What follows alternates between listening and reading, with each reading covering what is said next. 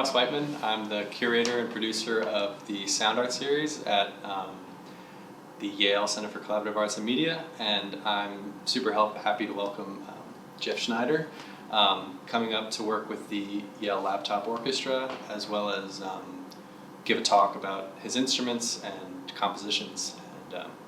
And can you talk a bit about your piece tonight called Opposite Earth that the Yale Laptop Orchestra will be playing? Yeah, sure. So I wrote this piece originally for the Princeton Laptop Orchestra, which I lead, and kind of workshopped it with that group, but it's been performed a few times since then by different groups. It was an exploration of a animated notation system, so kind of thinking of an alternate way to design music notation to explain sort of musical concepts and ideas, but then to do it in an animated way where it's a video projection and a conductor slash, it could be me, could be somebody else, in this case it'll be the two of us together, can actually improvise the notation that the musicians read live, which kind of what was interesting to me about it was like, how could we do something that has kind of like compositional style control?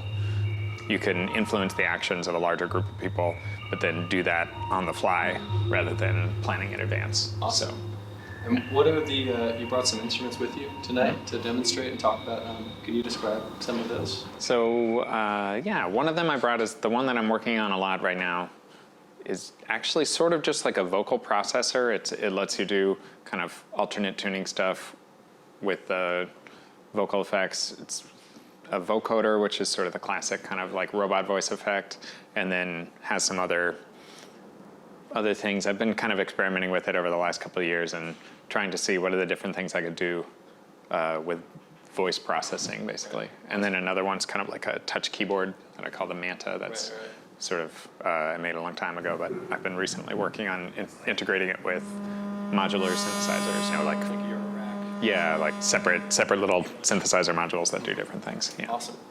And then maybe what's your favorite thing about working with laptop orchestras or ensembles? And maybe writing for them. Yeah. I think there's a lot of things that are fun about it. The most fun thing about it is that there's really no standard of like what it should be. And there's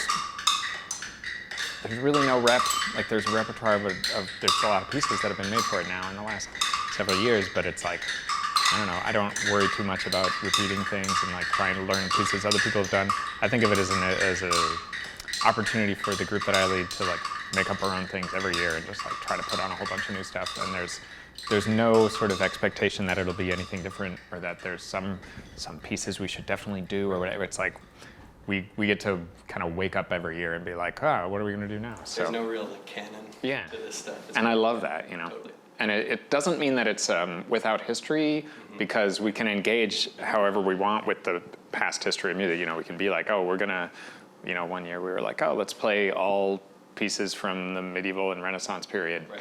And then another time we're like, let's do some Brazilian percussion parade music. Or, we can kind of pull from different things, but we're not locked into anything in particular, which is interesting. Awesome. So, yeah. Cool. All right. Thank you. All right. Thanks a lot.